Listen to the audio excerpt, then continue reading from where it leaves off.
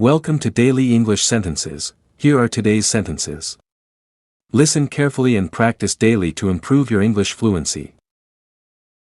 Dialogue, Ali Sara. Topic, about work hours. Sara, hi Ali, are you busy? Ali, yes, I'm working on my project. Sara, oh, when do you finish work? Ali, I work until 5 p.m. Sara, that's a long day. Ali, yes, but I take short breaks. Sara, what are you doing now? Ali, I'm writing a report. Sara, good luck. See you in the evening. Ali, thanks. See you.